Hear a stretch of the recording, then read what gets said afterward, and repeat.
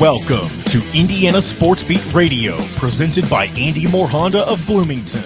Know your role and shut your mouth, you jabroni! Fires upfield into the end zone. It is caught. Jelani Woods, touchdown! ISB. 43-point night for Tyrese Halliburton. How do you like that, partner? Renew now, drives in low, throws up a shot. It doesn't go. Tipped up and in by Anthony Leal. Indiana takes the lead. It's pretty simple. I win. Google me. Now, here's your host, Jim Coyle.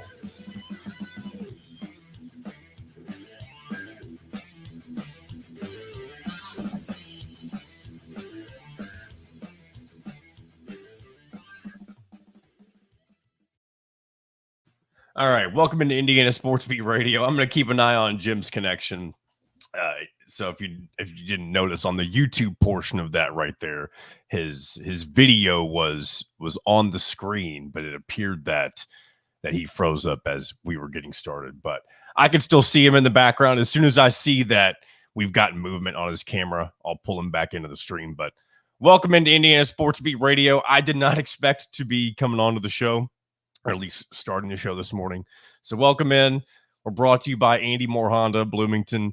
And this segment brought to you by the Autograph app. Don't have all that stuff in front of me, but hey, you know what to do. Hit the link that Jim talks about all the time if you're into that sort of thing. So I'm doing well this morning. I see comments on the Andy Moore Honda hotline. Russell, thanks for coming on this morning. You're asking how Out of Touch is doing. We got a new episode coming out once again this Wednesday.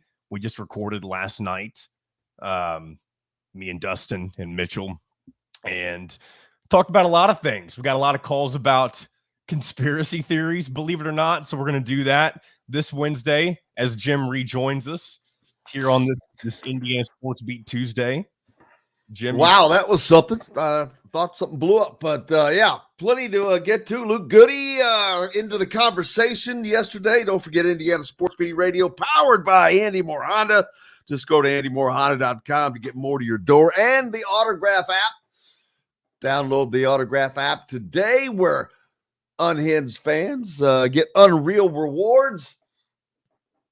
Just use the link.ag.fan/ISB media. Autograph is where real fans get unreal rewards. John, boy, you can continue with what you were saying. Yeah, we just lost a connection there for a second. Okay, you're good. Yeah, that was something for sure. Right as the show starts, your camera just giving out, and I was like, well, I guess Jim's gonna try to reconnect. But Russell in the comments was asking about Out of Touch, and so I was just letting them know that I thought that's what you might be talking about. Yeah, oh yeah. I mean, if someone's gonna ask about it, I'm gonna blabber about it for a couple of minutes. But yeah, this week's episode, we got a couple of calls about some conspiracy theories, so that's something you can look forward to if you're into that sort of thing. Dustin and Mitchell, what conspiracy theory? So we briefly talked about it last week, and there's not any one specific conspiracy theory that we really got into. We got into a bunch, but I just asked people to call about conspiracy theories that either they believe in or that they think are interesting, just so we can get our thoughts on that kind of stuff. So we had a couple people call and share a few different ones, and that was really the back half of this week's episode. But Dustin and Mitchell also talk a lot about their excitement for the Pacers being in the playoffs, even though they had a terrible showing in their first outing against the Bucks. And then Mitchell and I talk about adjusting to being homeowners, more so Mitchell, and then me kind of giving him, I don't want to say advice, but just things that I've dealt with and things that he's now dealing with now that he's a first-time homeowner. So if you want some not necessarily sports takes and more kind of just off the rails type topics, check out of Touch. We put it out every Wednesday, and you can find it on my YouTube channel, which is Out of Touch Media. Find a little brown logo, and you can check it out right there. So there you go. Well, welcome everybody, and thanks a lot for hitting us up on the Andy Moore Honda hotline as well. From all over, Fred, Rex, Brian. Rex is up in Vermont. I always forget that. Buffalo Bill down in Southern Indiana. Luke Goody would be a good get for Indiana. We'll talk about that. Brian, let's see. Russell Forrest is on. John W. over in Brown County. Donald down in Atlanta, originally from Southern Indiana. Bob in Georgetown. Doug, how are you, sir? Tony. Let's see.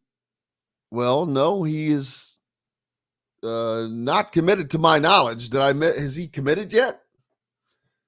I was wondering the same thing because I saw a bunch of people in the comments talking about it, and I was trying to see on Twitter if there was anything official. Kind of funny how we look for our news to be made on Twitter nowadays, but let's take a look. But I mean, I've stayed up with it until I went to bed, but I hadn't seen anything up until that point. But there was one person that put something out yesterday that was a load of crap, and they made a whether you want to call it a thumbnail, an edit, whatever, and it said committed at the bottom. And it was a load of crap. It was somebody, first of all, they had like 1,100 Twitter followers and said, breaking news, sources. Luke Goody intends to commit to Indiana. What the hell is that? Intends to. No, breaking news is actually when something happens, it's news. Somebody, you saying that you've got a source that says someone intends to do something. First of all, look at the source that you're getting that from. That's that stuff drives me nuts. And then people had that everywhere. And I even responded to one saying on Twitter saying he's not committed, people. And then I happened to see that reposted somewhere that someone said that according to me, he's committed. And I'm like, no.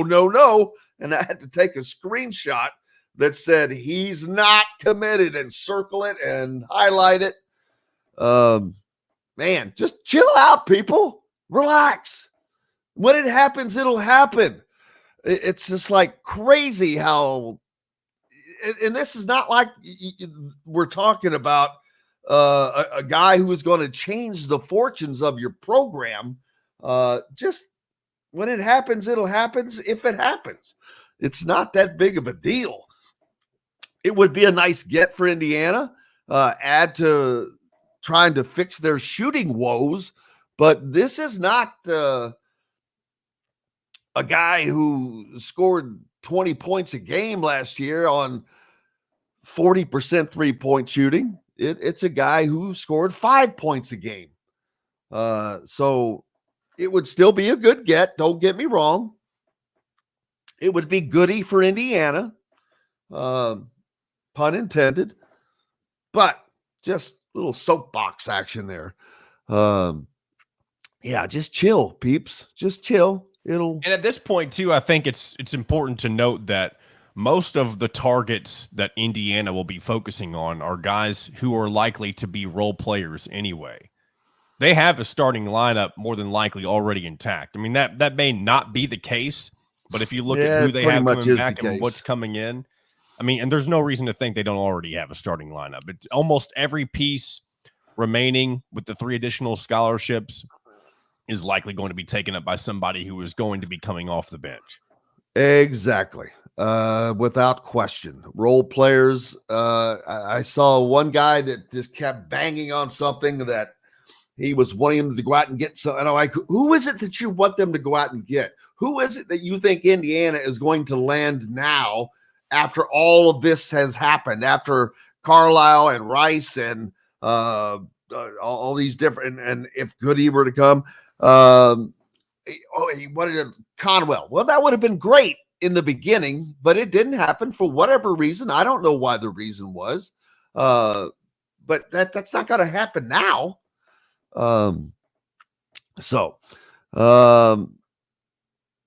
Yeah, he's got good size. He's not. I don't know if he's a guard or a wing. He could probably play either spot, the 2 or the 3. So Indiana is going to have a lot of options next year. They're going to have a lot more options than what they had this past season. I can say that. They'll have a lot more three-point shooting options than what they had last season. That's a definite. Now, if they use it or not, that's a different question. They're going to have to alter their style of offense, but they should have the players to compete. Now, how good they are, someone asked, should fans temper their expectations? Hell yes. Absolutely yes. Always, because they're always off the charts. Half the people are already going to think Indiana's going to be ready to win a national championship. Beep, beep, beep. Hold on, back up. Easy does it. We'll see how this team is. We'll see how other teams are once they're filled out in the Big Ten, teams that they're going to play. Just relax. Everybody wants something right now. And we're how far away from the season? 6 months, probably. 7, maybe 6 months till Hoosier Hysteria, but 7 months till the season starts. So Emma says, you may have already answered this in the past, but I was wondering, can teams get players from another team to jump in the portal if they are interested in them? You mean that's called tampering? No, they have to be in the portal. Now, I'm not saying that there aren't conversations by back channeling. That's called back channeling. And back channeling happens in I feel like I scratched my elbow. That happens in virtually everything. And that back channeling is having someone for you talk to someone for them, which prevents you from talking to them directly.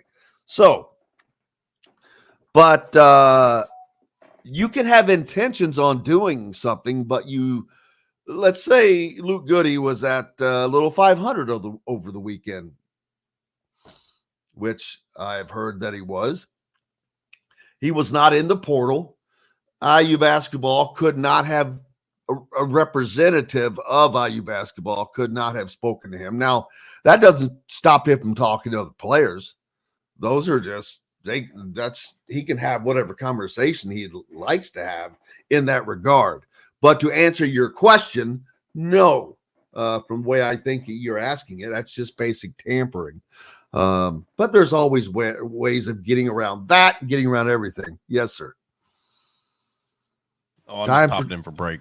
Oh, okay. I just wanted to make sure. All right. Well, we've got a lot lined up.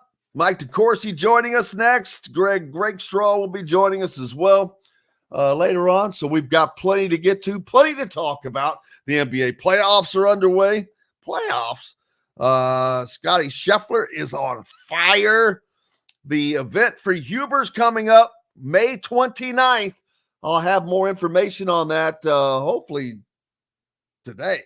But plenty more here on Indiana Sports Beat Radio, brought to you by the Autograph app.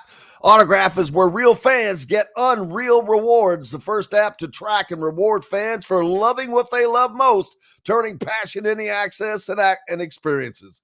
Download the Autograph app in either Apple App Store or Google Play and go to this link to make sure you sign up.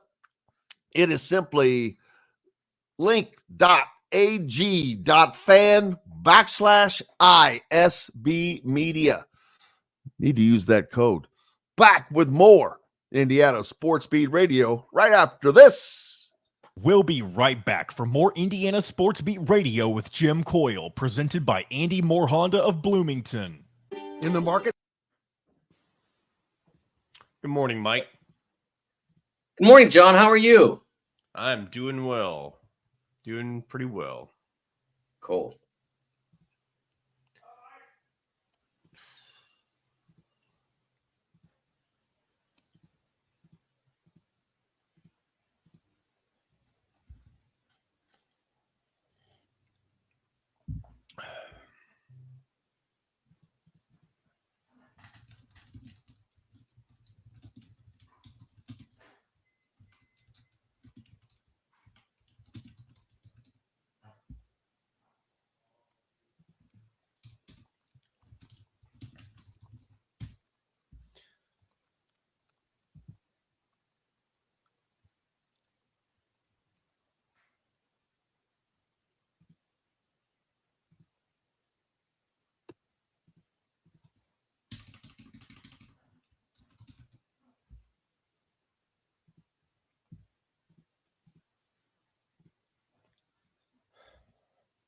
How's Pennsylvania?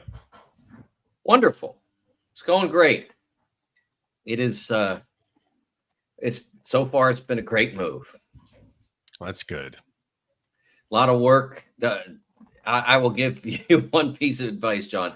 Move as few times as possible in your lifetime.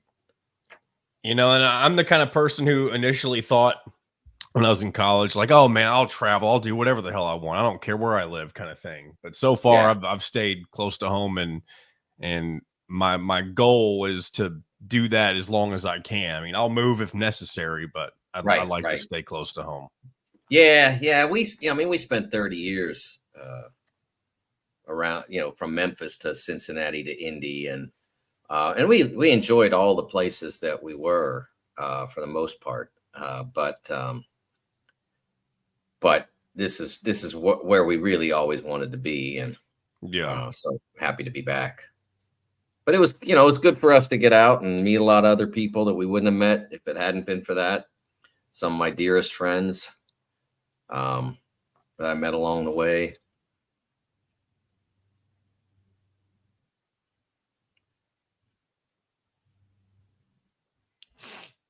But the actual process of moving is the biggest pain.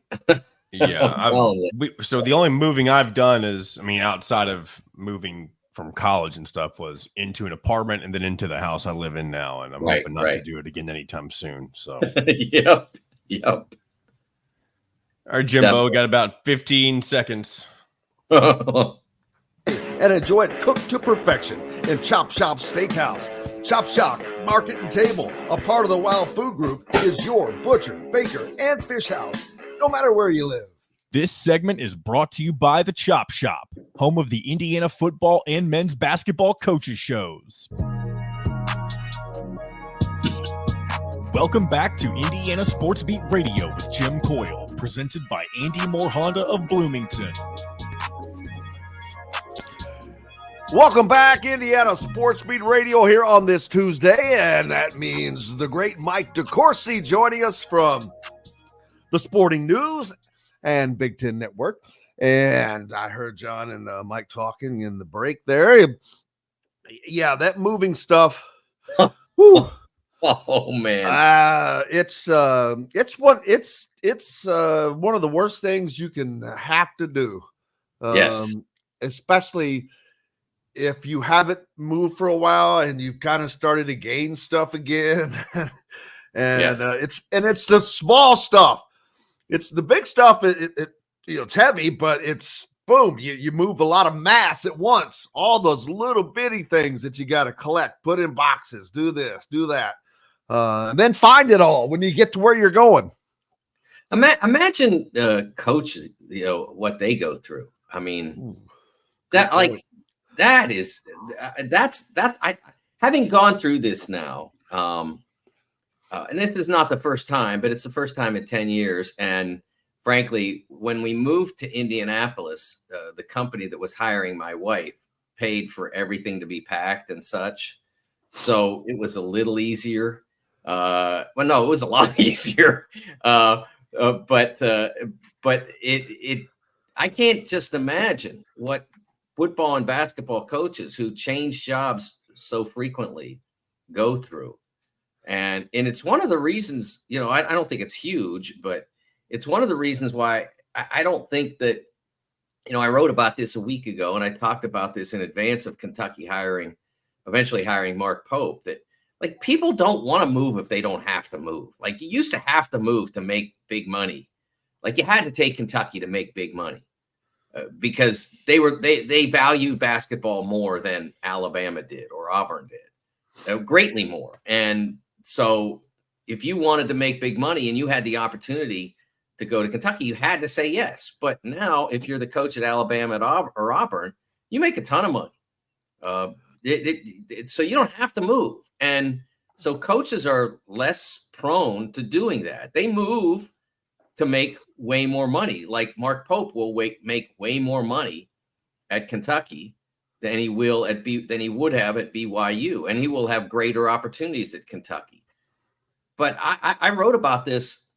I'm not sure that the advantages, at least for now, in this environment with name, image, and likeness and the transfer portal being instant and all of that, I'm not sure that the advantages that Duke and Carolina and Kentucky that they enjoyed, Kansas, I'm not sure that they are as profound as they once were. And my editor, Bill Trocchi, who edited the piece, went ahead and did a deep dive on what I was talking about and came up with the reality that those schools got to fewer Elite Eights in the last 4 years than at any 4-year period since the tournament expanded.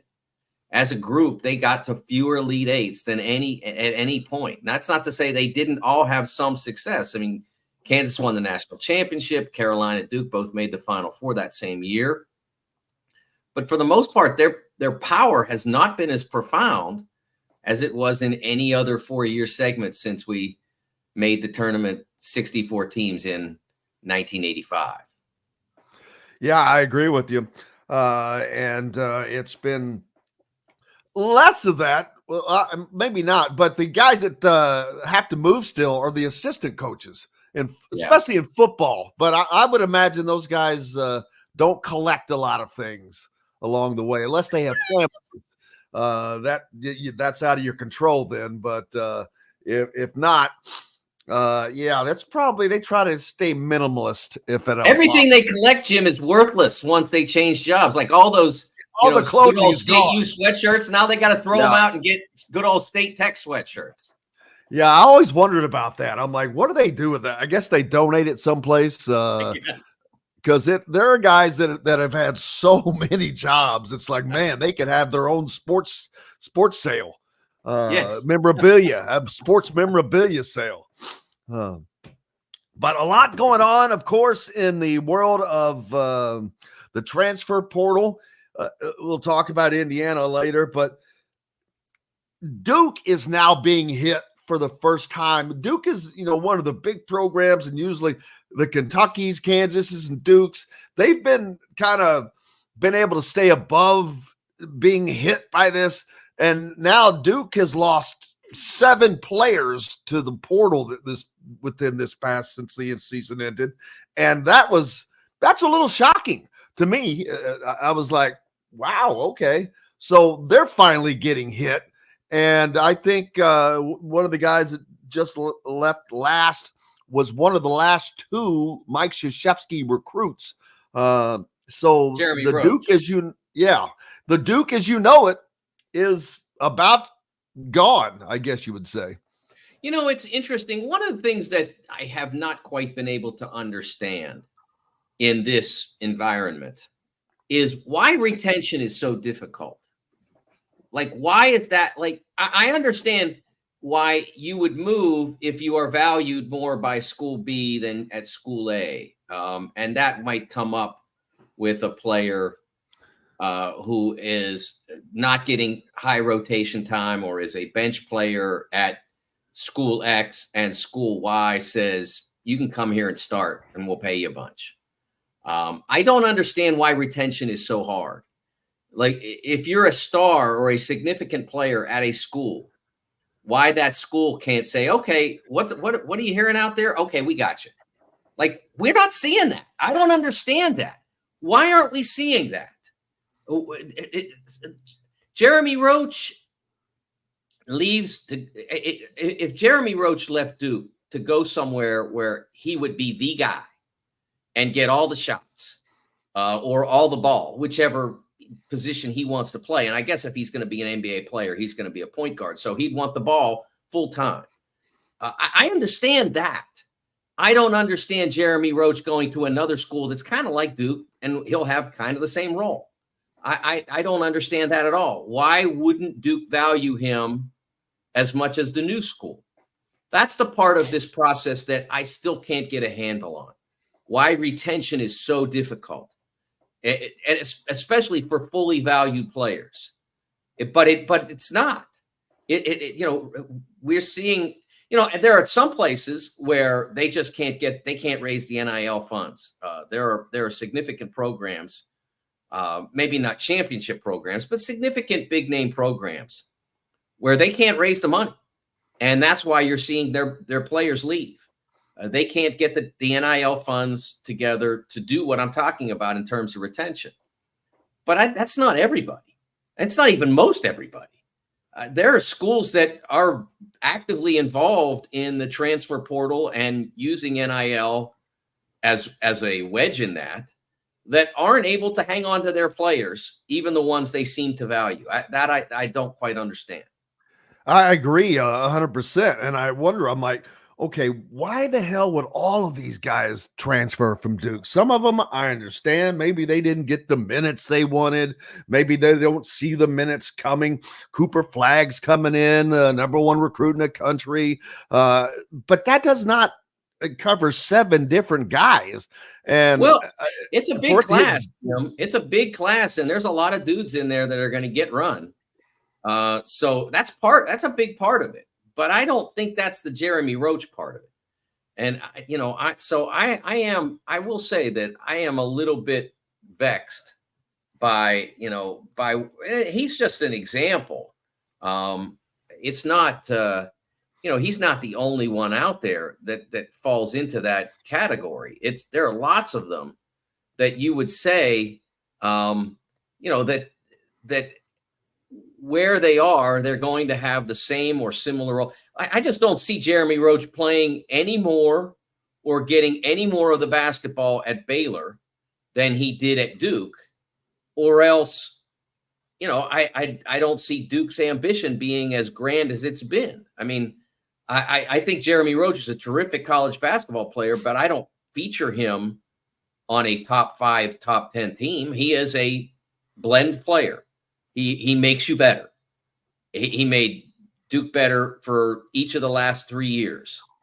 But I don't know that he's a featured player, so I don't understand why he needs to leave Duke to go to Baylor. Yeah, Baylor, they're doing pretty good. Pretty good. They're doing very well in the portal. Let me rephrase that. Or they're doing very goody, I guess I could say, if it was Indiana. But no, Baylor in the top 10 of adjusted offensive efficiency the last 4 years, and they've helped themselves by picking. They seem to pick up the right players to add to what they need. Scott Drew has just continued to do a good job of adding the right mix. Well, they've been highly competitive.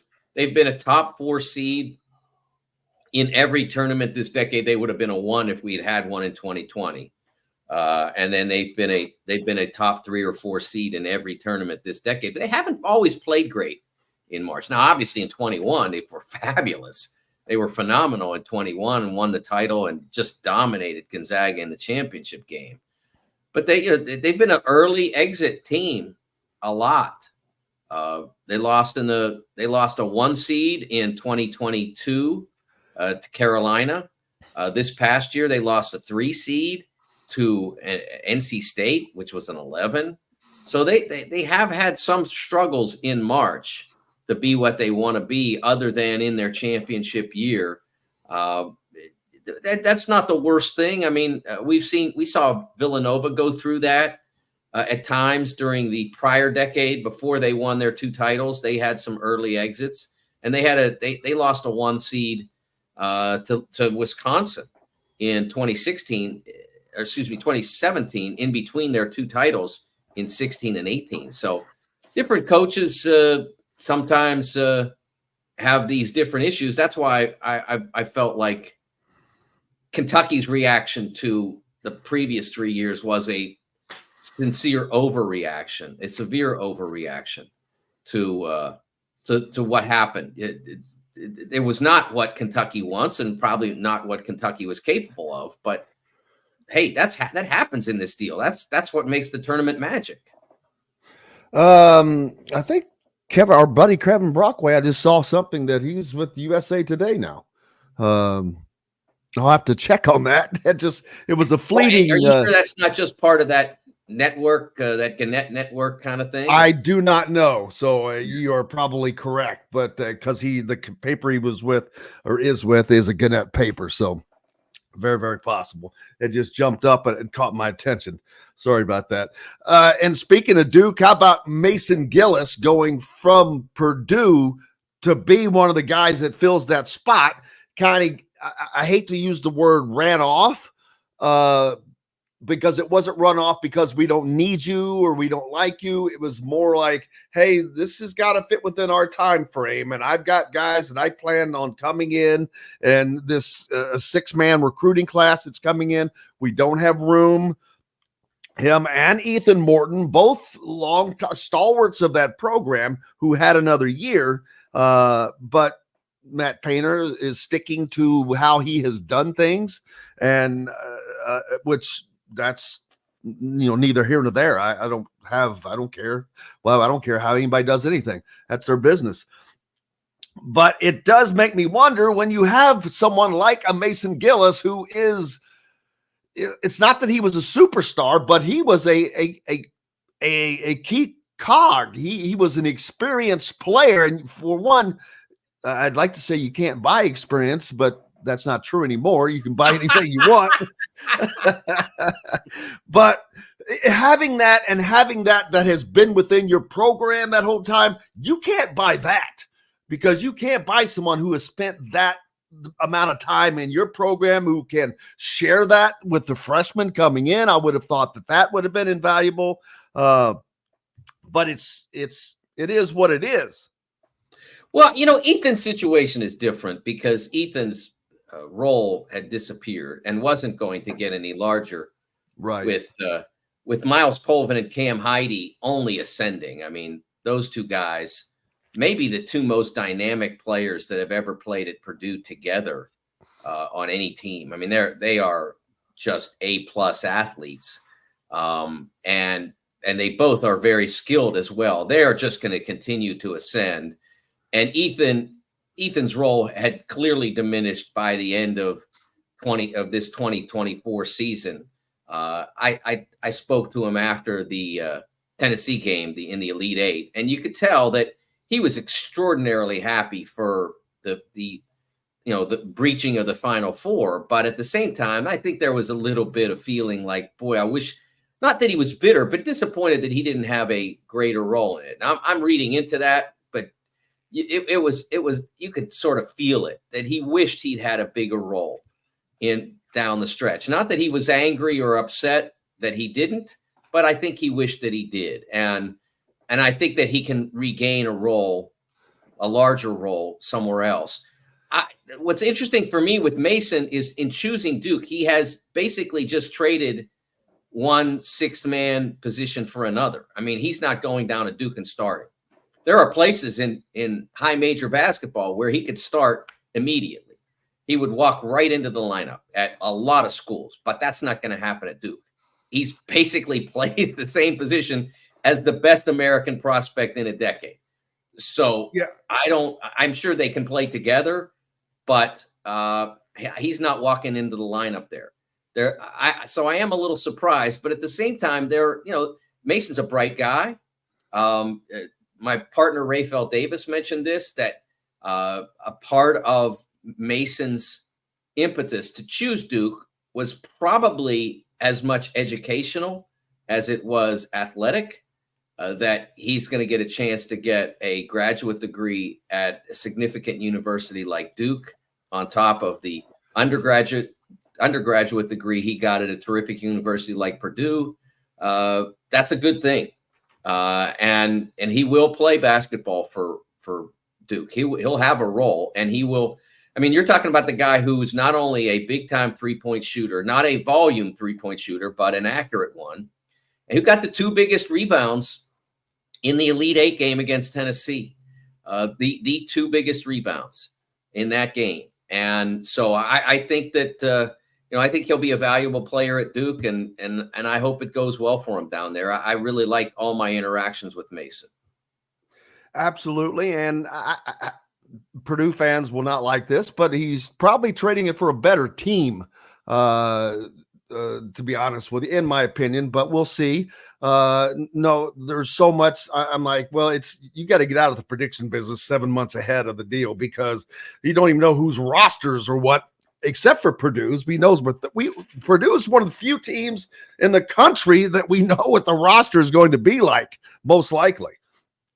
Yeah, but we know what the roster is. There might be an addition here or there as we get to closer, but we know what the roster is going to be, and we don't know what the rotation is going to be. How does he play it?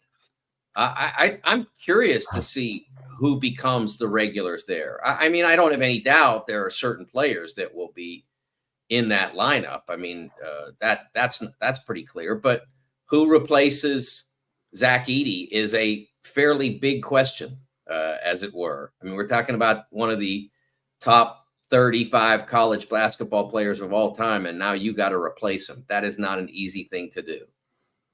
Absolutely not. And but we'll look forward to it. We got lots more to talk about with college basketball. It's like it's become As the World Turns, or The Days of Our Lives.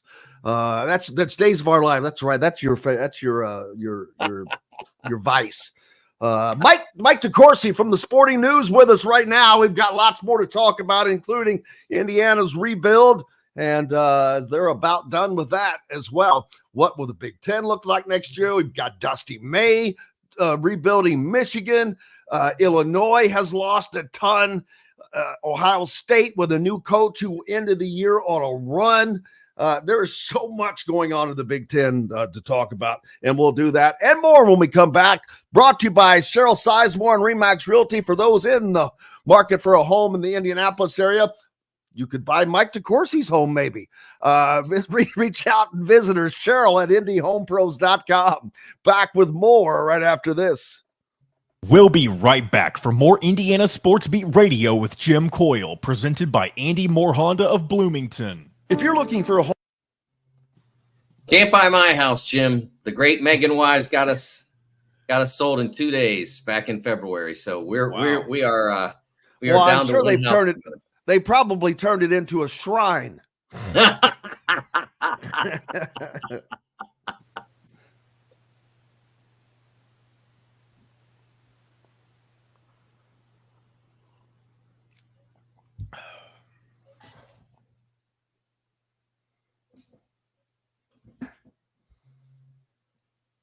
That's a heck of an idea now that I think about it. Why didn't we think of that? Why didn't we think of that? You got to talk to me first, Mike. That's how my brain just spins all the time. I'm ADHD, man. It's just like spit stuff out. Most of it's not good, but it's still spitting stuff out. Sometimes the good stuff sticks. Damn it.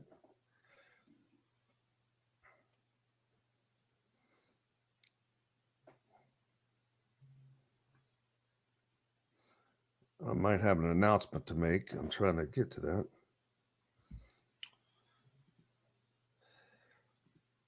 Mike, it's probably too early to tell, but between Louisville and Kentucky, both of them brand new coaches, completely going to have completely new rosters next year. Who do you think is going to come out on top between those two in their first year next year? That's a great question. Wow. I mean, you're asking me to. Because I guess they don't even have complete rosters yet, so you really can't evaluate it. But it's just kind of a prediction, I guess. I guess I'd go with Kentucky because I have this theory about not wanting anything to do with any of the Louisville players from the last couple of years. Because, like, not only did they not win at Louisville, but most of the places they transferred, they didn't win either. The ones that transferred out. I think the only one that turned into onto a winning team was the kid who went to Withers, who went to Carolina. But the one kid went to Arkansas. They went straight to heck. I'm not blaming him. I'm just saying, you know, it's an interesting coincidence. Yeah. Yeah, I don't know what to think, to be honest. I think Mark Pope has a very interesting approach at Kentucky because it's the antithesis of John Calipari, I feel like. But it might work. Who knows? Yeah, we'll see. You know, I mean, we'll see what he does in recruiting and like what kind of players he wants to bring in, whether he wants to go older. You know, I think the whole older thing is a canard, to be honest with you. You know, you look at it. Here, sorry to cut you off, but we're coming back. Yep. I kind of figured. I knew when I opened that topic up, I was like, I probably need to be brief with this if I can. All right, here we go. Ridgeline. Go to AndyMooreHonda.com and get more to your door. This segment is brought to you by Freethink Apparel. Welcome back to Indiana Sports Beat Radio with Jim Coyle, presented by Andy Moore Honda of Bloomington.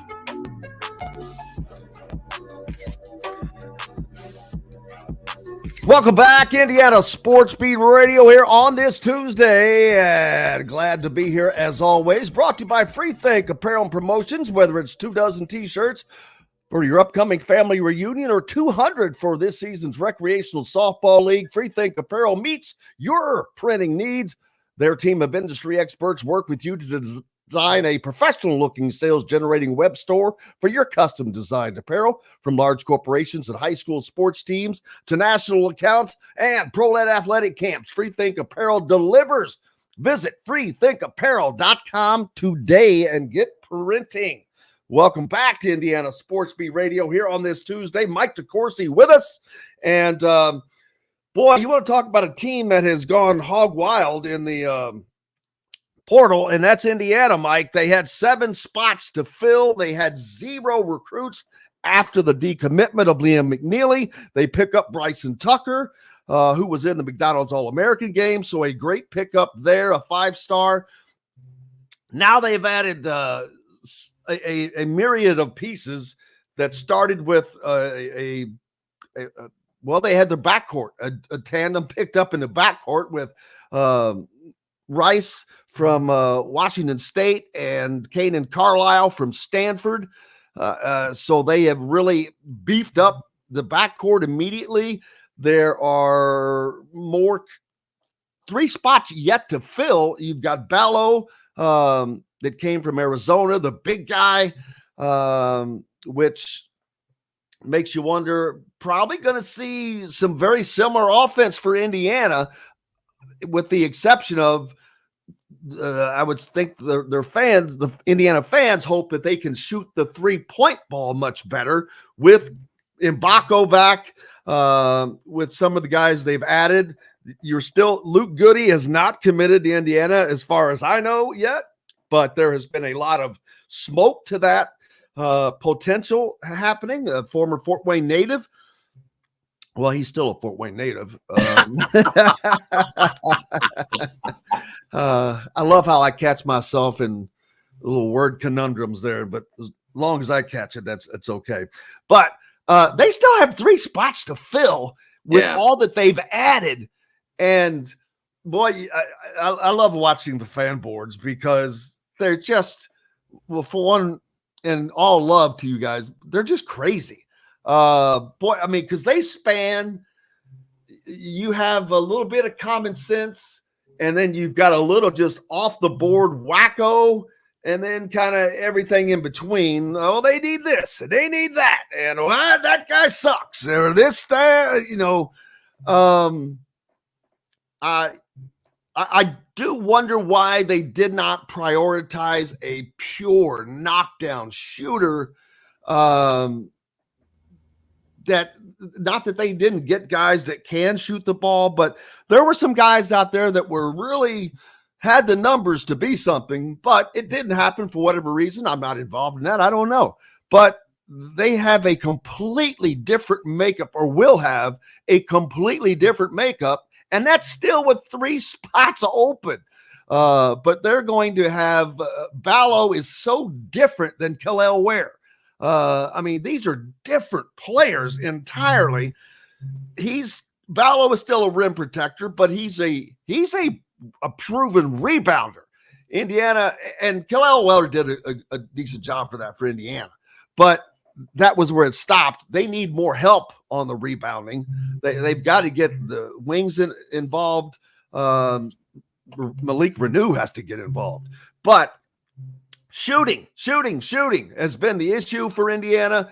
And I'll say it one more time. Shooting, 3-point shooting. It's something that's where the game has gone to, and you have to adapt to that. So Indiana has to find a way to do it. Now, they apparently have gotten better at the free throw line already, because being one of the worst free throw shooting teams in the country, some of the guys they picked up are very, very good free throw shooters. So they got that going for them, which is nice.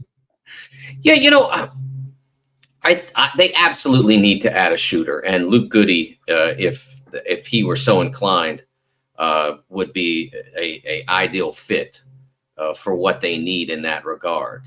They absolutely need to add shooting. The things I like about the transfers they brought in, Ballo is a force in the lane. Khalil Ware was a terrific player, but the last word I think you would use for him is force. He was not that. He was dynamic. He was skilled. He made a difference, but he doesn't own the lane. Like Umar Ballo owns the lane when he plays, unless he's playing against somebody really significant. The average college center, he owns the lane against that player. The above average college center, he owns the lane.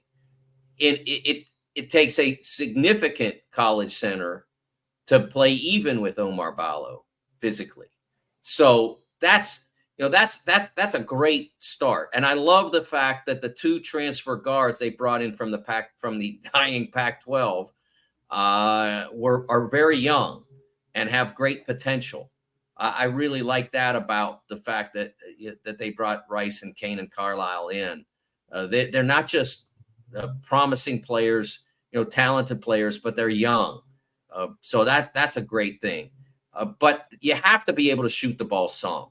Look, UConn just won the national championship as a proficient three-point shooting team, but not an elite three-point shooting team. They were elite defensively. They were elite offensively because they ran such great action, because they could get the ball going to the rim and score, because they could make shots if you worried about them going to the rim and scoring. But they were not elite in three-point shooting. They were 72nd in the country in accuracy. They were 103rd in terms of the percentage of their baskets that came from three-point range. They were 149th in terms of percentage of total points that came from three-point range. So they weren't elite at that. And they still won the national championship. They dominated the NCAA tournament without that. So you have to be really good at it. But it doesn't have to be the focus of your offense if you want to win it all. The team they played, I don't know if you noticed this, Jim, but the team they played ran their offense through the post. I think we all saw that. So you have to be really good at it, but you don't have to be totally reliant on it. So I think Rice and Carlisle both have the ability to improve as three-point shooters. You shoot like Carlisle shot 32 of 100. So there's a fair number of attempts there and a fair number of makes. It's not great, but it's promising. With Rice, the numbers are somewhat similar. So you can build on that. You have those guys are not non-shooters, but you in order to be able to step over into Big Ten contention, you need that guy or guys who you put out there and teams are like, you got to make sure you're on him. If you're not on him, it's a problem. If you allow him, if you back off him to go worrying about doubling a drive, you're potentially giving up 3 points. You're as likely as not to give up 3 points. That's something that Indiana needs to make the next step. From what they have been and what they have added, they need that to make the next step. And I'm not saying they necessarily need more than one. The more the merrier is certainly true. But if you get one guy to add to this group who is a proven 38-plus three-point shooter, I think you have a full roster, a full rotation then. Oh, without question. And it's going to – here's what I have been like dealing with fans. They're like, well, they want this and they want that. I'm like, you need guys that don't have to be guaranteed something.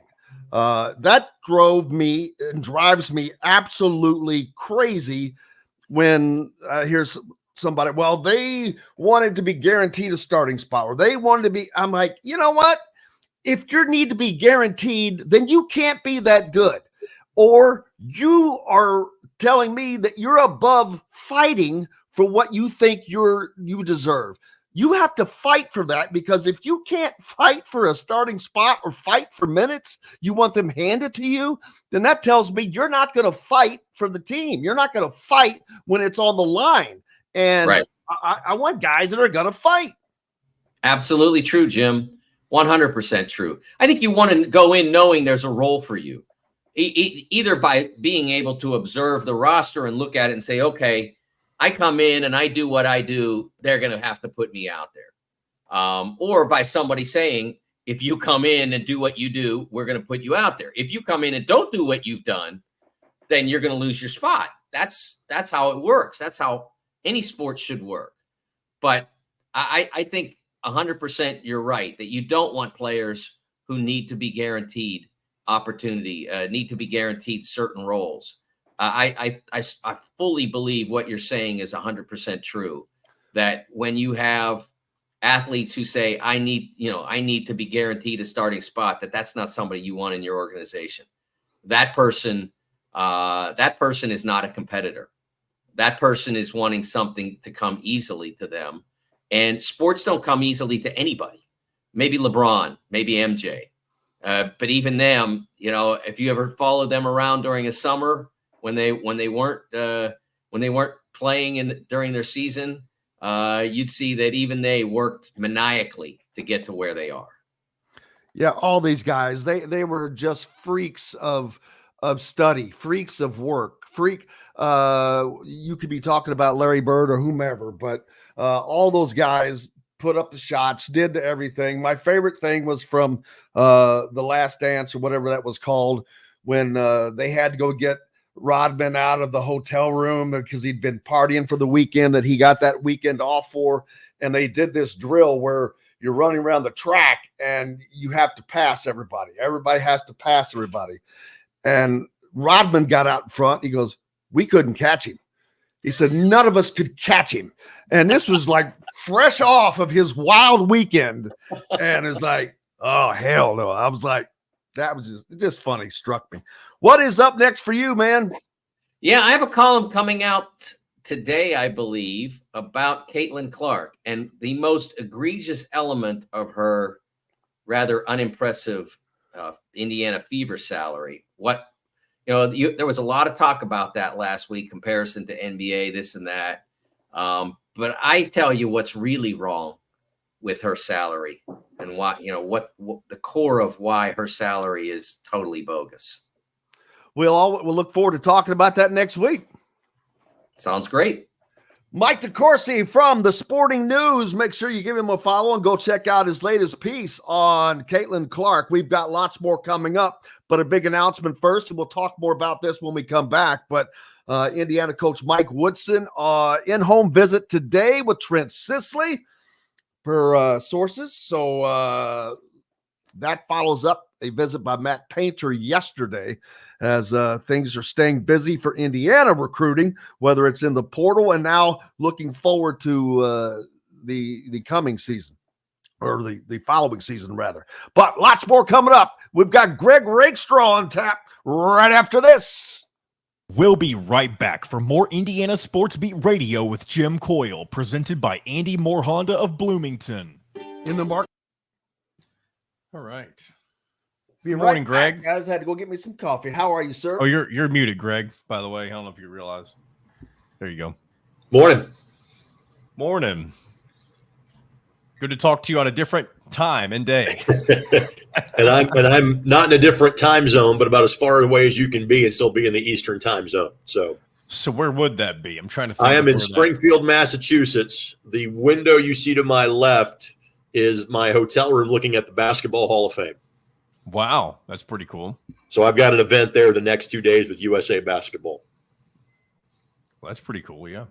Yeah. So like, is there a time zone in the United States that's further than Eastern? Well, no, that's what I'm saying. It's about as far away as I can be and still be in the Eastern time zone.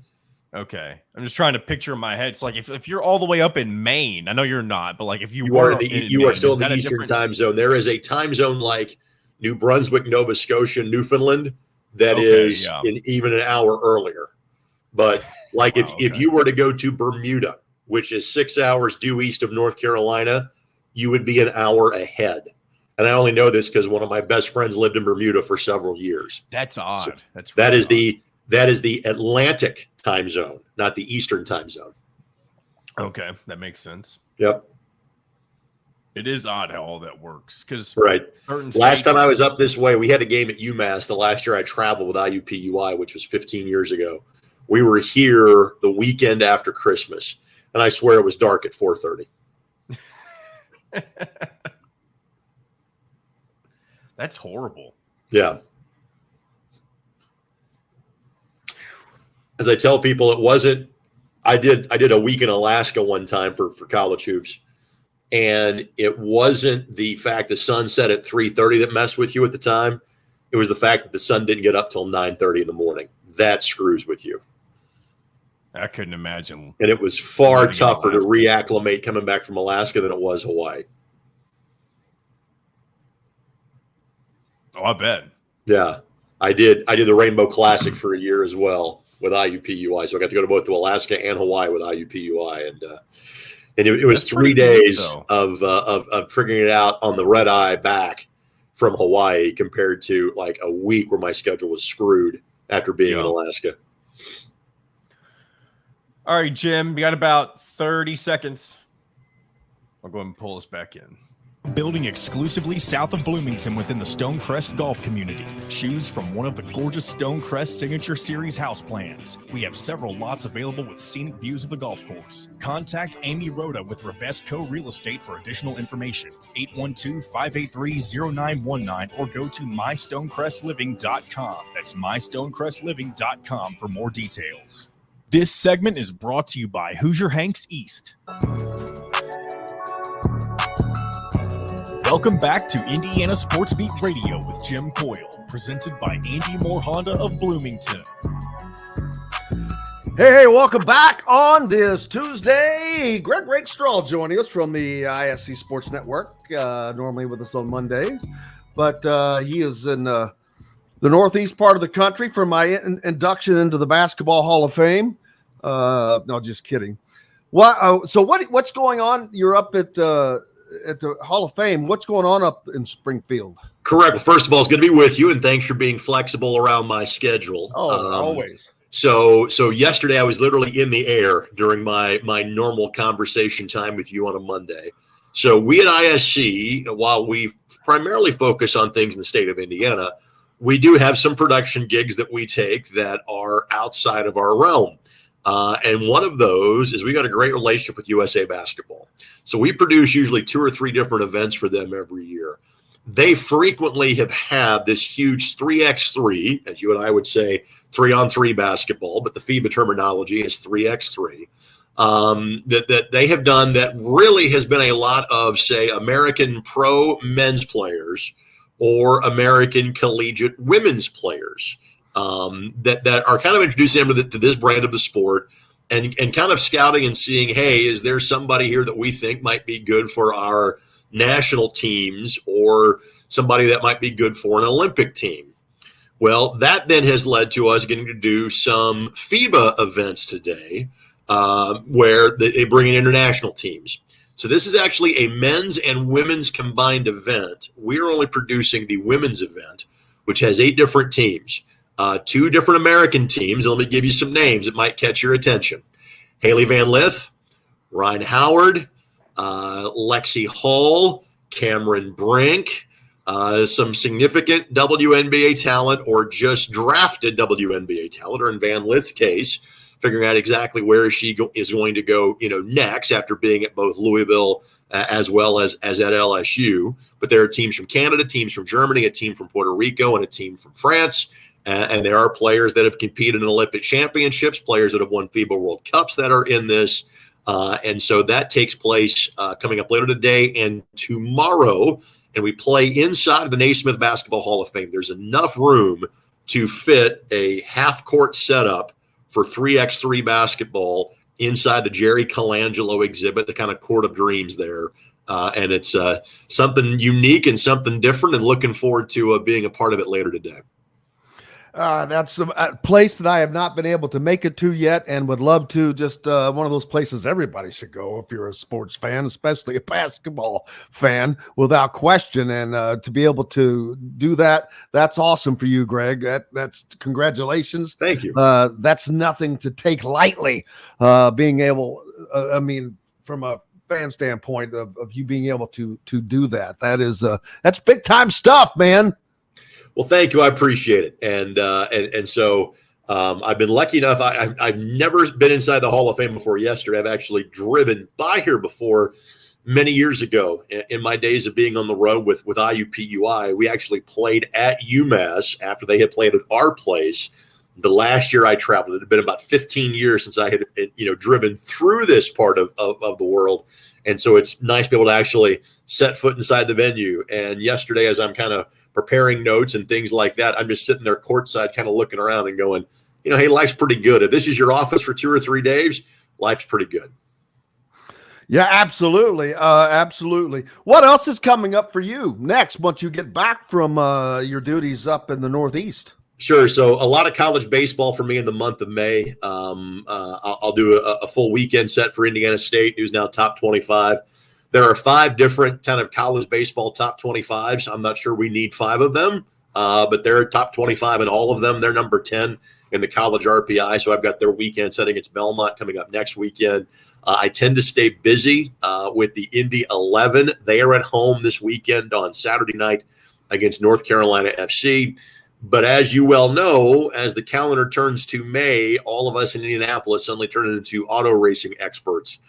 So I'll be spending 3 consecutive weekends for what is known as the Sansio Grand Prix, which is kind of month of May opening weekend. A couple of days on the road course for the IndyCar Series guys, and then a full week of practice, weekend of qualifying, and then I've lost track, the 108th, there we go, Indianapolis 500-mile race that takes place on Sunday, May 26th. So I'll be wearing a lot of apparel that has the Wing and Wheel logo on it, doing some public address work at the track, and as well as doing some work for 93.5 and 107.5 The Fan as we go racing here in a couple 3 weekends. Yeah, the month of May is a busy, busy month in high-profile sports. It starts with the 150th running of the Kentucky Derby, the first Saturday in May, which comes up in a week from this Saturday, as a matter of fact. And then the rest of the month belongs to Indy. It's a good thing they get it out of the way early. They get the Derby. It's like, they get it out of the way quickly and it's done. Now the rest of the month belongs to Indianapolis. Well, Jim, again, you and I speak the same language, being from similar parts of Indiana. And I have now spent more or less 17 years of my life in Southern Indiana, and the last 30 of it since then in Indianapolis. And so there are really only 2 events like it in the world, and they're separated by 100 miles. And if you look at all of the things that lead up to it, there's far more similarities in the events in Louisville and the events in Indianapolis than probably either of us care to admit, because of the sense of rivalry, kind of between the 2 towns. But if you're from Southern Indiana and you kind of get to live and experience both over the course of a 5 or 6 week stretch, consider yourself pretty lucky, because there aren't many events like this, if any, anywhere around the world, let alone in this country.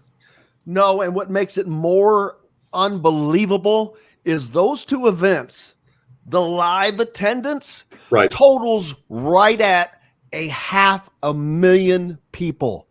500,000. 500,000. Now, Indianapolis gets the bulk of that. I credited them for 330,000 of that. You get 170,000 to the Derby. That's bigger than most cities. So to your point, Indianapolis, as in the Indianapolis Motor Speedway, becomes about the 58th or 59th largest city in the country on race day. Not the city of Indianapolis. Everybody that fits in between 16th Speedway, Indiana. Correct. Not even Speedway, just that facility between 16th Street and 25th Street. And so if you've had the pleasure of being at Churchill Downs, which I know you have more times than you can count at this point, and you are gobsmacked by how big Churchill Downs is. Just remember, that track is 1 mile in terms of its length and in terms of a round. The Indianapolis Motor Speedway is 2.5 times that, just to kind of give you an idea. And inside of the Indianapolis Motor Speedway would fit Yankee Stadium, the Roman Coliseum, Churchill Downs, and the entirety of Vatican City. So we can throw the Pope into this mix as well. That's how large hell of a mix we got there. That's the how large the Indianapolis Motor Speedway is. You can gamble and then get remission from your sins. All you get at the same absolved time. for all of your gambling mistakes. Absolutely. Yeah, that would just be a great way to go. I know that you don't have to follow basketball recruiting so much, but it's kind of easy because a lot of these guys are familiar names. I just announced earlier that Luke Goody will be getting an in-home. I'm not Luke Goody. First, I was talking about Trent Sisley having an in-home visit with Mike Woodson today. Had one with Matt Painter yesterday. He is one of the priorities between those two schools. They want him badly. Sure. And for Purdue, and this is just my opinion, this is as much of another would be a feather in Matt Painter's cap of beating Indiana more than as much as his talent, which is great, but to come down and take another kid out of Southern Indiana like he was able to do with Trey Kaufman-Renn because Archie Miller was there, that would put a little chink in the armor. But yesterday I was looking over Purdue's roster and what their proposed roster should be, and when the 2025 season comes around, they got too many guys.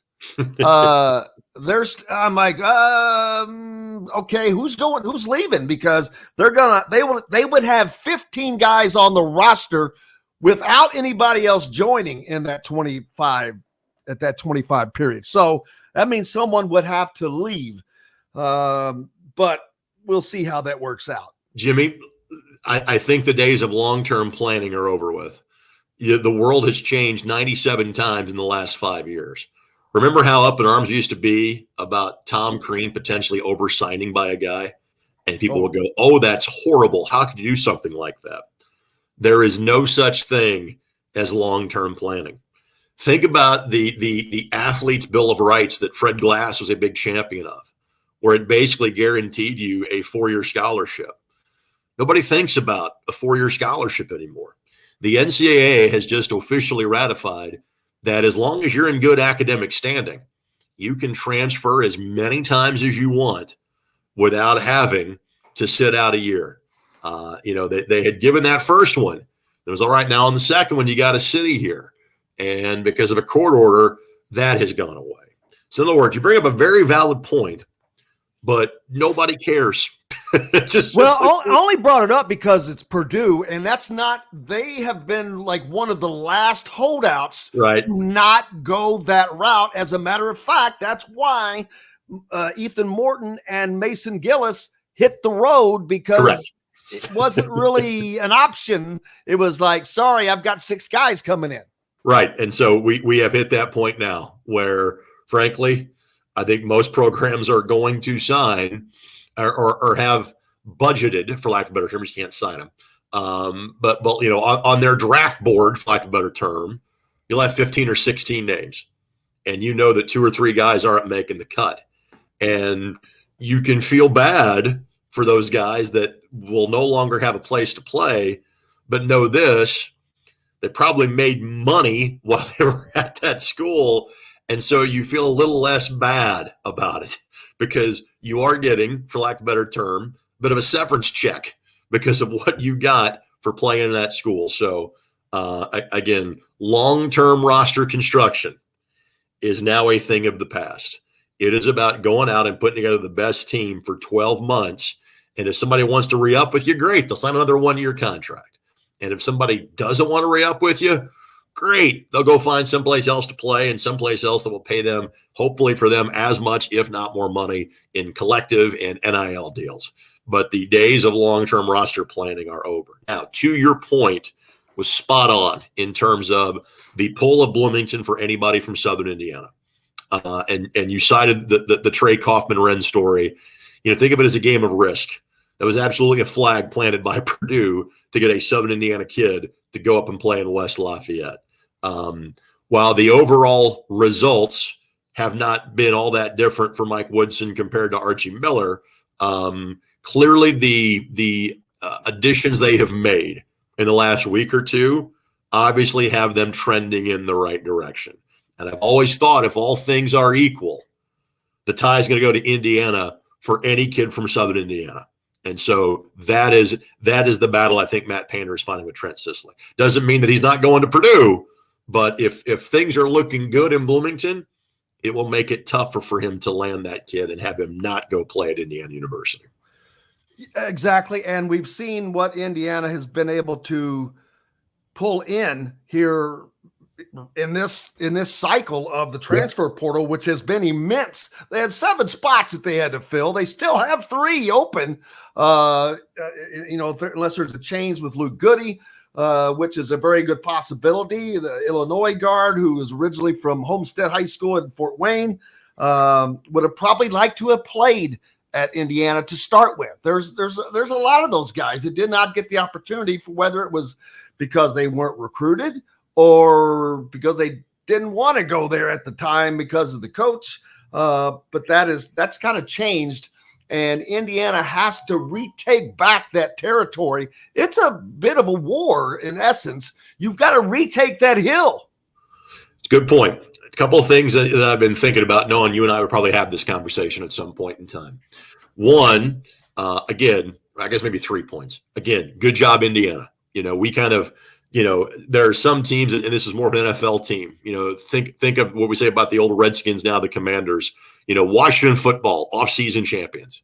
They've won a lot of free agent battles, but that hasn't translated to much success actually on the field. So, again, has Indiana done a lot of things right the last 2 or 3 weeks? They absolutely have. Now, it has to translate to the actual basketball court, which I think it can. I think they're pointing in the right direction. Now let's see it in action. And the other thing that keeps rumbling around in my head about this is, why didn't you do a better job of building this roster this way a year ago? There is no reason that this shouldn't have happened 12 months ago. Credit to them for learning from them mistakes, and you could never have enough shooting, Mike Woodson. Let's go back to politics 30 years ago. And I know John's telling me we got to get to the next break. I understand that. But there was this banner above Bill Clinton's desk that said, "It's the economy, stupid." Somebody needs to print a banner in front of Mike Woodson's desk that says, "Recruit shooting, stupid," so he doesn't make that mistake again. Yeah, everyone is giving them the props for getting done what they're getting done, which that's deserved. Yep. But I'm with you. It's like, dude, you needed this last year. You went in, it was Right. like the opposite. You went in very thin and it got thinner. But Kind of like my hair, Jim, getting thinner every day. Absolutely. Hey, but that'll all be forgotten with one thing: winning. Right. Yep. Winning cures everything. So we'll see how that goes. What's up next for you? I've got 19 basketball games in the next 2 days. Now, again, that kind of sounds like my usual schedule. In 3x3, games take 10 minutes. So they tend to go by quickly. So go to FIBA 3x3 on YouTube if you want to check out the action. I'll hit the airwaves coming up at 4 o'clock this afternoon. Looking forward to it.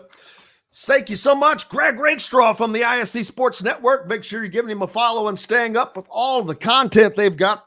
We've got Chronic Hoosier up next here on Indiana Sports Beat Radio, brought to you by Hoosier Hanks East, located off College Mall Road in Bloomington. Hoosier Hanks East has an array of custom pizzas, Stroms, baked wings, mac bowls, fresh salads, and so much more. Dine in, carry out, or have Hank cater your next event.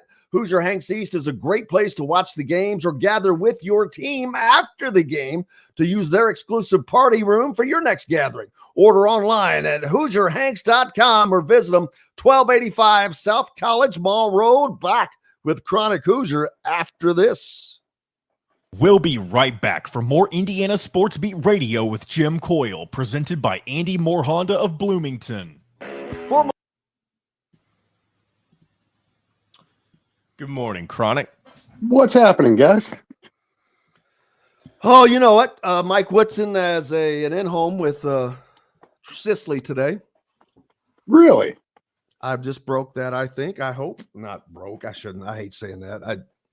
I think I was the first to have that out, but I yes, have not seen it, but I have not been super online this morning. So I literally just put it out before the start of the last segment.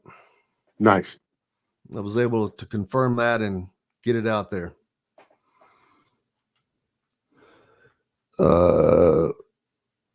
Derby mode, Laurie.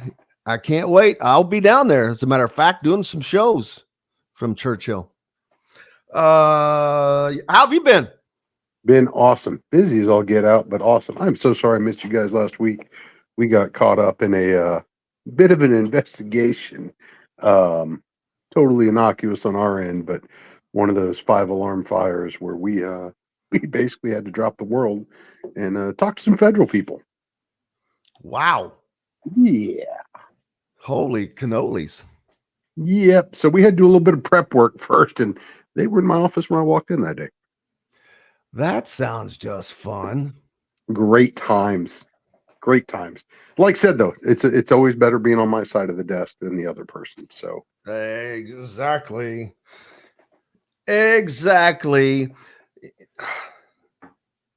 Everybody, this one dumbass who put out that committed edit yesterday for Goody, and like the Facebook people went running with that. He is not committed to my knowledge. Is he committed? Did I miss it? No, he has not. It's funny you said that. I did just get a little nugget from a friend of mine who's it's trending positive to IU. Right. I know there's crystal balls and stuff like that, but I saw receipts that would tend to actual physical receipt, not for payment of the player, but of pertinent things that would tend to believe that it's just a matter of process. Right. Which that is not, I'm not at all surprised by that. Nobody has dropped his commitment that I have seen. But this dude yesterday put out he created a thumbnail and it said committed on it with what, and I'm like, and then breaking, Luke Goody intends to commit to any. I'm like, what the F is that? What do you mean intends to? I'm like, what a joke. There's so much of that right now. PR financing for 36 months on a 2023 Honda Ridgeline. Go to AndyMooreHonda.com and get more to your door. This segment is brought to you by Andy Moore Honda of Bloomington. Welcome back to Indiana Sports Beat Radio with Jim Coyle, presented by Andy Moore Honda of Bloomington. Welcome back, Indiana Sports Beat Radio here on this Tuesday. Thank you so much. Appreciate you being with us. Chronic Hoosier joining us now as I'm trying to correct someone about the Luke Goody potential commitment. He has not committed yet, people. There was somebody that is not a reporter. I don't even know who the hell they are. But sent out that created a thumbnail that said committed, not accurate.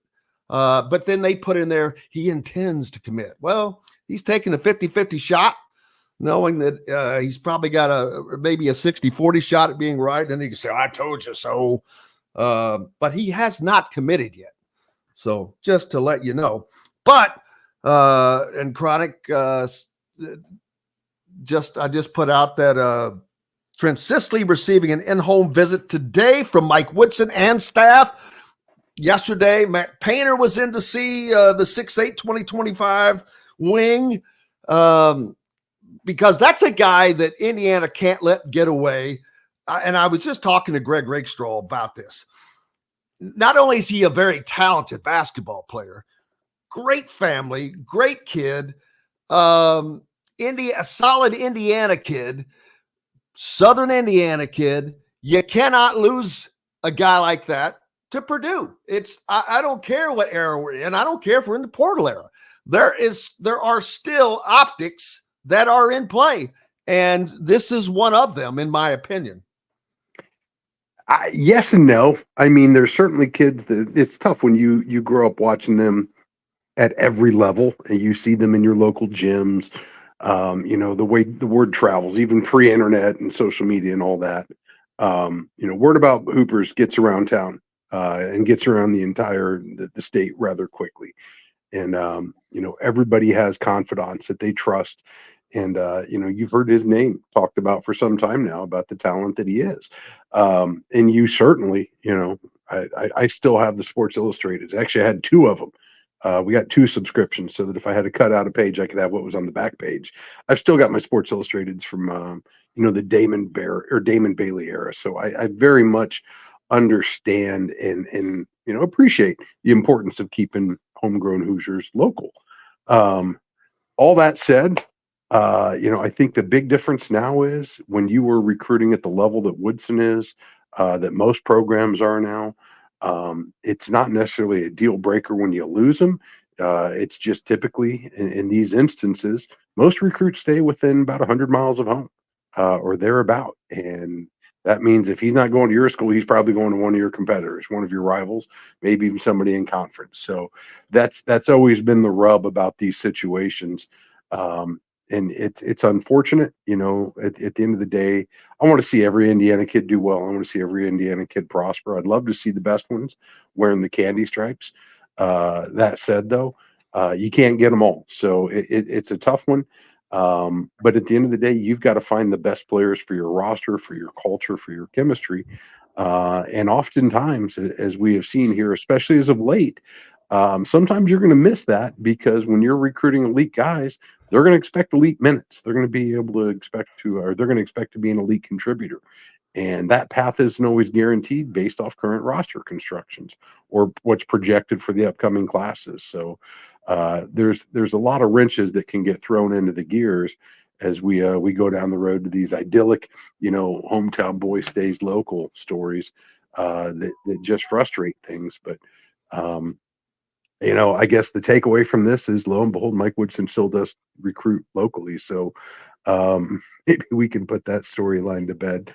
But I'll tell you what, I'm giving the guy a ton of leash right now because he's once again on a springtime terror on the recruiting trail, and just what a difference a month can make, man. And I don't know that it matters who fills those final three spots. Luke Goody, probably a goody chance to. God, that's got to stop. Probably a good chance to be one of those three. They already are, I think, have the number one portal class, and adding someone like Luke Goody will add to that. And after that, it doesn't even matter who you add. And I don't mean that to diminish those other two people, because hell, they could end up being the guys you don't expect and come out and just be something that you didn't know. That's why when I see people putting out starting lineups and this and that, I'm like, man, they have not taken a dribble together. So just, I'm like, let it play out. But yeah, we know who certain guys that are going to start. Of course, Ballow's going to start. He's the only freaking center they got. Of course, Malik Renew is going to start. He's not going to not. And as of right now, I would be shocked if Rice and Carlisle don't start. So that doesn't even matter. It's what you have on that bench either way, because it will be something that Indiana did not have on that bench last season. No doubt. I mean, I think my big takeaway so far with the scholarship moves in the last month, I think first and foremost, the floor has risen significantly as far as the overall talent on the roster. We saw late season Woody really, really whittled that rotation down. Now, part of that was due to injury. Was Avery Johnson and some of the other guys that had some knocks throughout the season.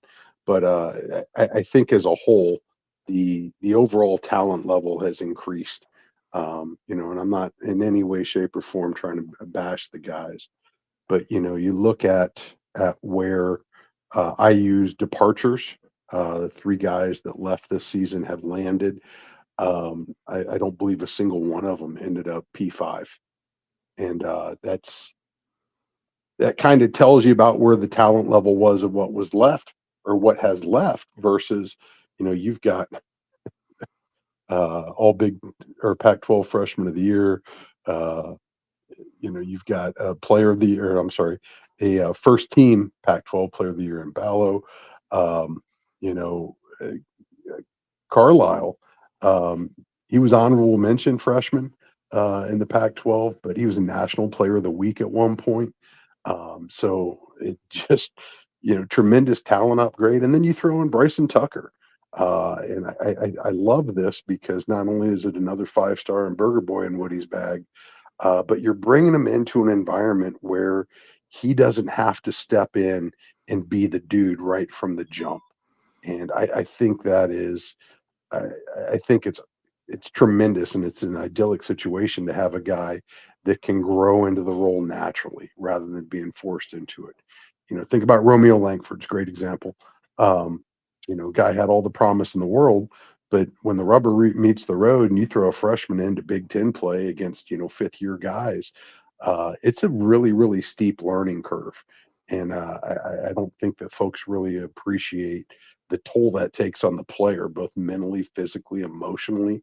It's a lot to ask of a young guy. And, I'm not saying it can't be done, but that's a really steep hill to climb. So when you bring him into an environment where there's depth, where there's competition, I think is just it's the perfect situation.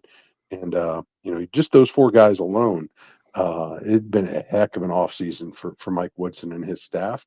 And as you mentioned, they're not done yet. But now I think whether it be Goody, bringing a little bit of depth at the wing and maybe a specialist from a shooting standpoint, I think they would love to pick up another post player just to provide some additional depth. But this is where it really gets tricky because as we were just mentioning, you're probably done in the 5-star world. It's going to be tough to get a guy, basically a starter to come in when there's probably only bench minutes available. And that's not to say that, there's going to be a cap. I think Woodson is all in on competition and divvying up the minutes accordingly. I'd love to see him get away from some of the platoon subs. But I think the pitfall in that, in the past was you just didn't have the talent to pull that off. And I think this is a roster that's being constructed in a way that maybe not quite full on ready for the platoon subs, but at least gives you significant, meaningful depth of talent across the board. And not only does it give you a deeper roster, I think it makes everybody better in practice and off season just because the level of competition in Cook Hall has stepped up. So it's going to be remarkable to see how we can get the mix to work, because at the end of the day, you can have the best talent in the world, but if the chemistry is not there, it's just not going to get it done. But it seems like this is going to be one of the more competitive rosters we've seen in several years, at least since probably Indiana last hosted a Big Ten title. No question. And that's something I mentioned earlier with Mike DeCourcy. I get so sick and tired of hearing now, and I'm not in these conversations, but I know it does happen with certain players that they want to be guaranteed a starting spot, or they want to be guaranteed this or that. And now I'm not talking about the money. That's a different situation. I don't care about that. But when it comes to orchestrating, demanding how the team is going to be, no, absolutely not. And I would say, dude, are you not willing? Are you not good enough to start? You must think you're not good enough to start if you have to demand that. So, and if you're not, then we're happy to have you. But yeah, I'm not granting you a starting spot. I'm not granting you 25 minutes a game guaranteed. You have to earn that. You have to fight for that. You have to earn that in practice. You have to show that that's the effort that you give every day. Because if you can't give that effort to be that, why the hell would I think you're going to give it in a game? Why would I think you're not going to quit when you're not getting what you want? So that's the one thing that I think that is a little worrisome for some teams. I'm not saying Indiana or whatever, but just my little soapbox deal on that. No, I think that breeds complacency. I think, and you don't have to look any further than Coach Sig's last press conferences. Um, Competition is a great thing. And, you have to have guys that are willing to embrace the struggle, the grind, if you will. I know that gets overplayed, but that's really what it's about. The guys that go in every day and sharpen iron against other iron. And it's not an easy process, but that's typically where the best teams come from, is from that foundry. And I think it's important, and I think it's notable when you look at the roster and the guys that have chosen either to come or to stay. Implicit in those decisions are the decision to embrace the competition. And I think that starts at the top with Leal and Galloway. Quite honestly, those guys knew what the plan was going into the off season, and they not only welcomed it, they embraced it. They continue to recruit guys who could be stealing their minutes, because at the end of the day, they want to win, and they know that's paramount here. And when you have an entire roster from staff, players 1 through 13 that are pulling in that same direction, that's typically where winning teams come from, is that exact type of environment. And it's tricky when you start getting in that elite talent level. That's kind of the expectation in today's day and age. And you see that reflected in the portal numbers right now. Everybody's looking for greener pastures, a better situation. I'm not saying that's a bad thing. I think that's healthy to try to get the best that you think you're deserving of.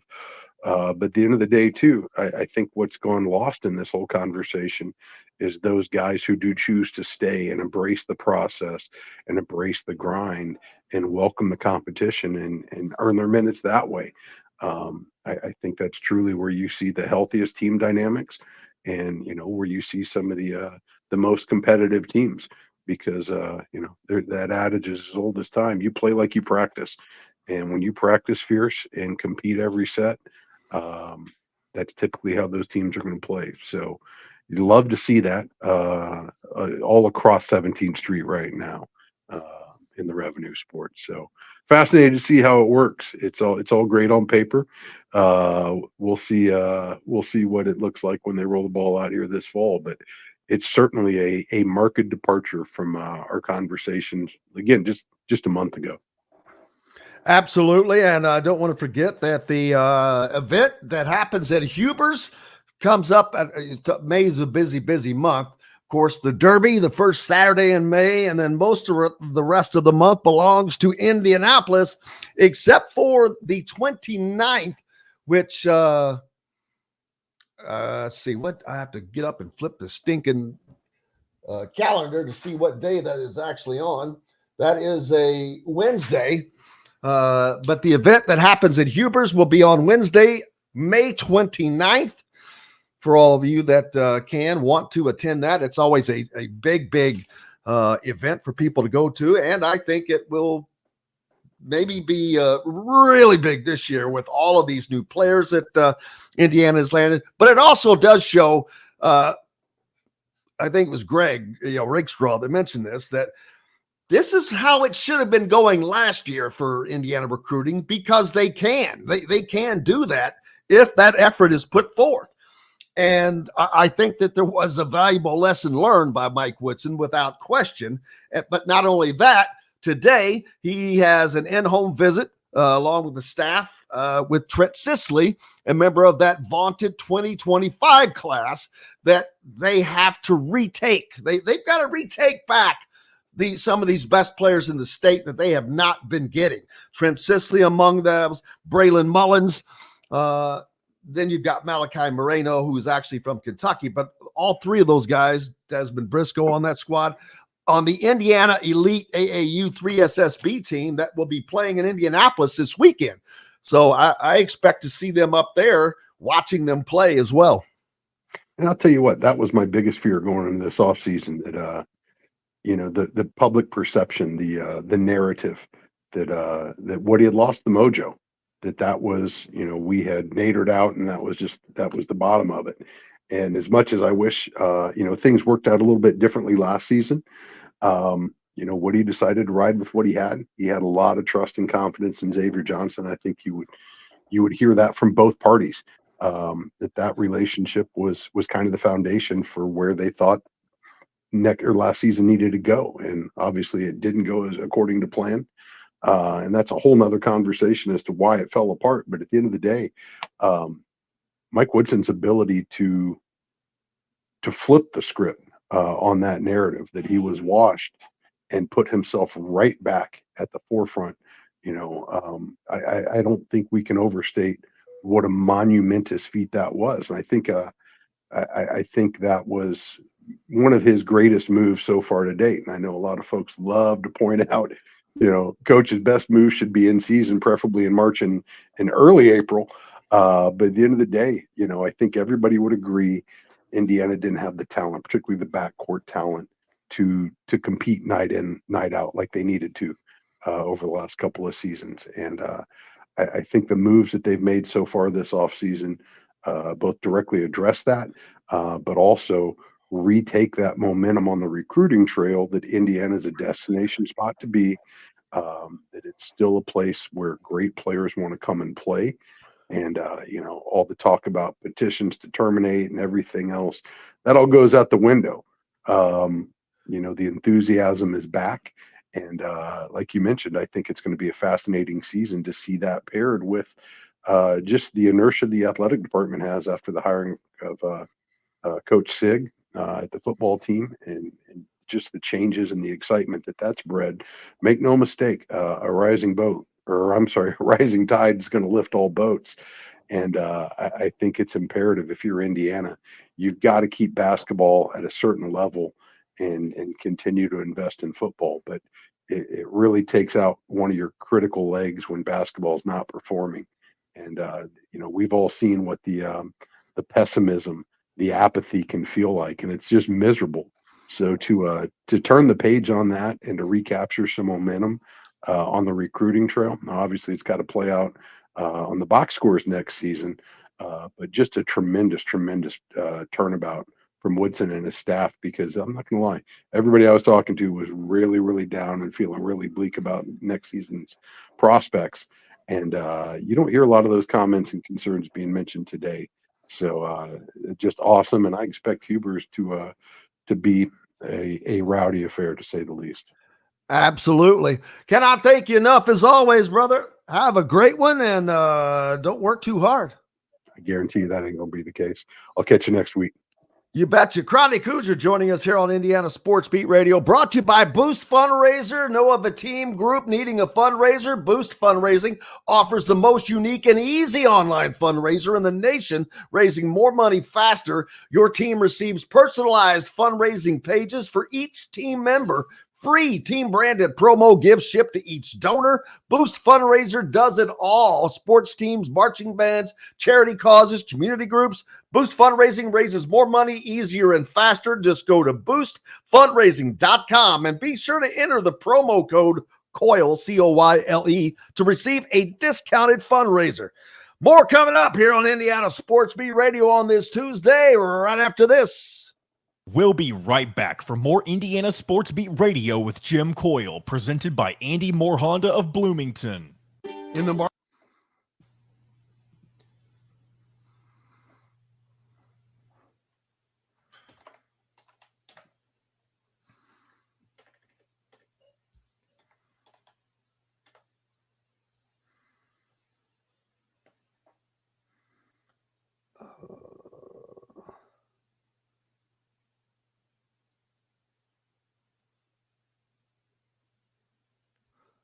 Larry, are you related to Dean Vonderheide?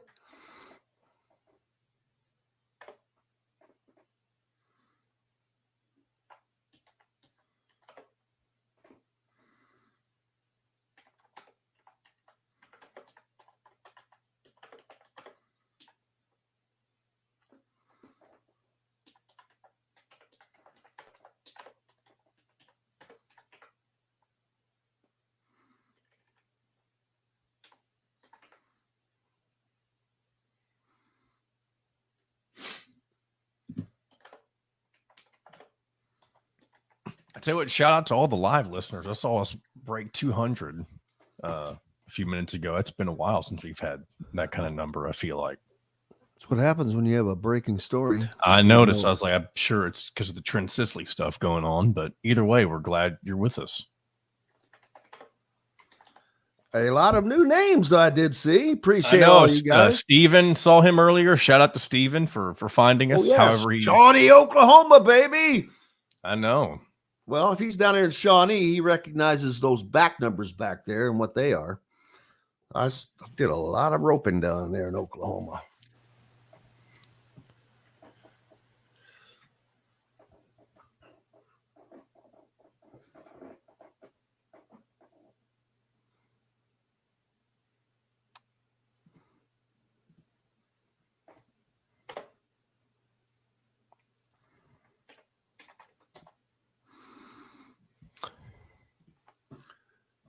Justin, it's not that IU wasn't in the mix. It's that a lot of people thought IU wasn't taking Sisley very seriously until this point. That was kind of the narrative. Am I wrong about that, Jim, or is that kind of that's I would say that's accurate. It's not it wasn't true, but yeah. But I will say they have not recruited him as hard as Purdue has. As Painter, yeah. All right, here we go. And now, fresh seafood. Chop Shop Market and Table has the largest selection of in-house made products around and everything you need to make a gourmet meal at home. Or pick out a tomahawk steak or a grouper filet and enjoy it cooked to perfection in Chop Shop Steakhouse. Chop Shop Market and Table, a part of the Wild Food Group, is your butcher, baker, and fish house, no matter where you live. This segment is brought to you by Bubba's 33 in Clarksville and Evansville. Pizza, burgers, beer.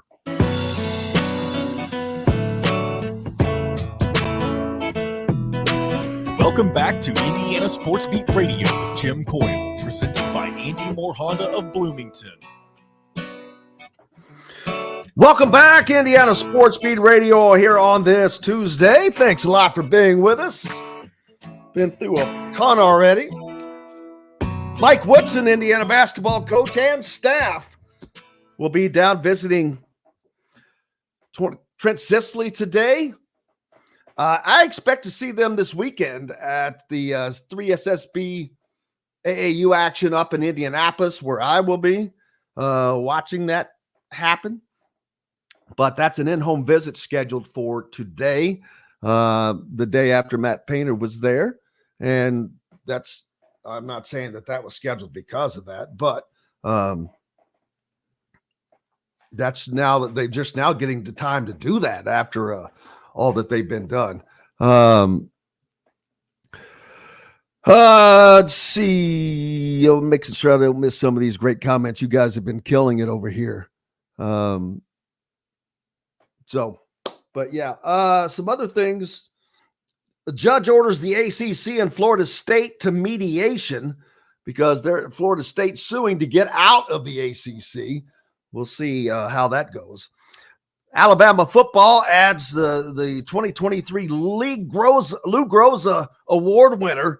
He hit 27 of 28 field goals, including 25 straight, an NCAA record. Kid's out of Miami of Ohio. It's not like he's coming from a major program, but Kalen DeBoer getting the job done still down there. Let's see. BCS football this fall will be using in-helmet communications from the coaching staff to call plays. So some will probably still be signaling things in, but some probably doing that to throw you off. Who knows? But that'll be interesting to see how that goes. That should make the game a lot better. You don't have to worry about someone stealing your signs so much. But there are certain things that go with that. I think when the snap clock gets down to X number of time, it shuts off. Therefore, you can't have a coach in his ear at the last second going, timeout, timeout, timeout. Won't be able to do that. They're adding a 2-minute warning of essence with a timeout at the 2-minute mark at the end of each half. So a few new rule changes coming in football this year that we'll be looking forward to. Again, I mentioned the IU event at Huber's Orchard and Winery coming up on May 29th. I will have all that information. I thought I would have it already, but it hasn't been sent out just yet to me. How about Scotty Scheffler? He's the first to win 4 out of 5 starts since Tiger Woods did it in 07 and 08. He is the first to follow up a Masters win with a win since Bernard Langer in 1985 and only the 4th ever. Crazy. Mentioned that Duke's Jeremy Roach is one of the last 2 Coach K players on the Duke roster. He's now on the Baylor roster. So there. And you've also got Mason Gillis, who left Purdue and is now at Duke, apparently. So you got that going for you. The Reds are rolling, or should I say running. They've got 38 steals, tied for first. Last Friday, Eli De La Cruz became the youngest player ever in Major League Baseball to steal 3 bases in a game and hit a 3-run homer. So all kinds of stuff going on, man. In the sports world, it is just rolling. The recruiting still keeps going. And Andy says the coaches can't be out in April. It's not a live evaluation period. They can talk to players, but can't watch them. Oh, okay. I assumed since they were visiting that it was still a live period, but that's fine. That allows us to focus on other things. A lot of noise coming in regards to Luke Goody being the next add to Indiana's roster. I think that happens. It has not happened thus far. No, ignore that one thumbnail that you saw that said committed. People should just simply not be allowed to do that. That is just it's false. I saw it everywhere yesterday. People say, "Oh, he's committed." Oh, no, he's not. First of all, yeah, it's just not. Crazy. What else? I want to make sure I don't forget anything that we needed to cover today. Tomorrow on the program, can't wait to talk to Rick Bozich as always. Dylan Sin joining us back. Kyle Nenrip, as not only have the all-star rosters for Indiana been set, but the 6 finalists for Mr. Basketball are out. And no offense to 4 of them, this is a 2-man race. I'm going to be just brutally honest. It's a 2-man race between Jack Benner and Flory Badunga, in my opinion. That's just one guy's opinion. And, we talked a lot about Purdue's roster, or I did, and I look forward to hopefully talking to Casey on Friday. But in regards to their 2025 class, yesterday I went through their current roster, who will be what in 2025 at the start of that. They've got 6 guys coming in next year in addition. So right now, as it stands, without anybody leaving, Purdue would have 15 guys on scholarship in the 2025, the start of the 2025, 26. Is that what it is? I guess. Yeah. They would have 15 guys on scholarship if things stand as they have now. Now, if that was any other team in the country, I wouldn't even be talking about that because, of course, there's going to be guys leave. Well, with seeing Mason Gillis and Ethan Morton hit the portal, it's obvious that they're going to have at least 2 to 3 guys, at least 2, leave, I would imagine. Because actually that would be 4. They're already scheduled to be 2 over. So that would just, 2 guys leaving would just get them back to even and not have any room for any incoming freshmen. We'll see how that goes. Most teams you don't have to worry about. I think Purdue is going to eventually, sooner rather than later. They may not be like most teams where you have an abundance of guys that are coming and going, but it's going to get to that. It just is. I mean, it's the nature of the beast. I don't know what Purdue's NIL situation is like. I really don't. I cannot imagine it's that great when I just look at simple things like Twitter followers. Duke is number 1 with like 2 million. Indiana's number 2 with 1.1 million. I don't know where Purdue is, but they have 177,000. That says a lot. There was one site that I was looking at yesterday. The current chatter that was going on that site regarding Indiana.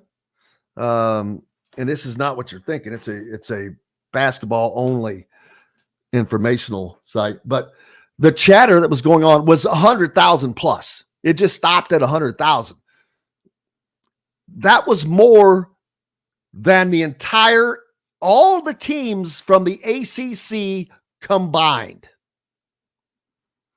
To give you a little look into how frothy Indiana fans are about getting to this. That's why they're just, man, don't wave a piece of beef out there that you're going to get your hand taken off right now. But they're ready. Indiana fans are ready to win, and I kind of am not looking forward to that fact because it's going to be, oh boy, you think there's not going to be some chest beating when that happens, John Boy? Man, Indiana fans are going to go absolutely nut. I mean, yeah, it's been a long time since they've been extremely competitive, and not that they haven't had good teams in the past couple of years, but depending on how the rest of this offseason shapes up, I mean, there may be significant expectations for Indiana basketball next fall.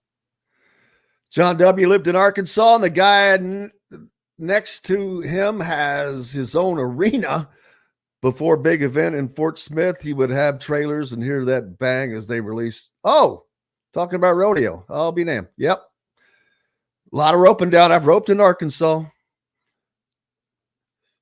Roping everywhere, man. There's roping everywhere. I don't know how that came up, but just happened to see it. Yeah, it's going to be fun. Looking forward to it. Tomorrow on the program. Cannot wait. Like I said, Dylan Sen will be joining us. Kyle Nedenrip as the 6 finalists for Indiana Mr. Basketball have been released. I think it's a 2-man game. We'll talk or a race. We'll talk to Kyle about that. And the captain, Rick Bozich, joins us as well. And looking forward to that. And we'll catch you up on today's visit between Mike Woodson and Trent Sisley. See how that goes. By the way, one more little nugget on that. You may have already mentioned this, and forgive me if you already mentioned this, but supposedly they're planning to visit with Jalen Harrelson as well. I did not. I did not. Today? I don't know if it's today, but it's in the works.